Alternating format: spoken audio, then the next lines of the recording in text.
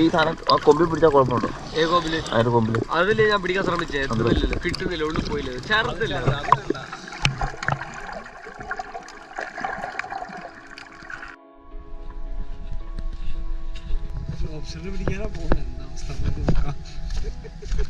Hi friends, നമ്മളിന്ന് share ചെയ്യാൻ പോകുന്നൊരു അടിപൊളിയൊരു എക്സ്പീരിയൻസ് ആണ്.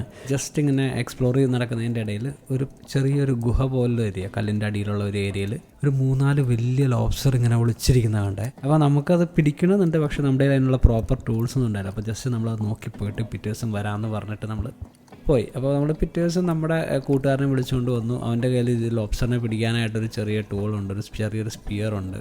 അപ്പോൾ അതുമായിട്ടാണ് വന്നത്. പക്ഷേ നമ്മൾ തപ്പിയ കല്ല് എവിടെയാണെന്ന് ഒരു ഐഡിയ ഇല്ല, കടലിങ്ങനെ കിടക്കുമല്ലേ.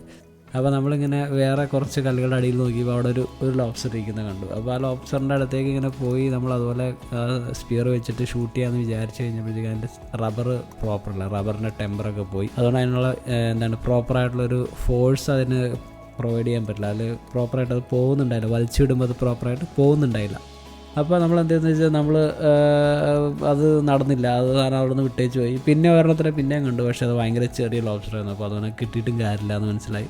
ഈ ലോബ്സ്റ്റർ എന്ന് പറഞ്ഞാൽ നമ്മളിങ്ങനെ കടയിലൊക്കെ കണ്ടാലും നമ്മൾ ചെറിയൊരു ജീവിയാണ് നമ്മൾ, പക്ഷേ കടലിൽ കാണുമ്പോൾ നല്ലൊരു ഭയങ്കര വലിയൊരു സാധനമാണ്. അതിൻ്റെ ആ മീശ തന്നെ ഏകദേശം ഒരു 1 മീറ്റർ നീളത്തിലുണ്ടാവും. ആ മീശ ഇങ്ങനെ കിടക്കുന്നത്. നമുക്ക് ലോബ്സ്റ്ററിൻ്റെ ബോഡി അത്ര സൈസ് ഇല്ലെങ്കിലും പക്ഷേ അതിൻ്റെ മീശയ്ക്ക് നല്ല ലെങ്ത് ഉണ്ട്. അപ്പോൾ നമുക്ക് ഇതിൻ്റെ അടുത്തേക്ക് ചെല്ലുമ്പോൾ തന്നെ നമുക്ക് നല്ല പേടിയാവും.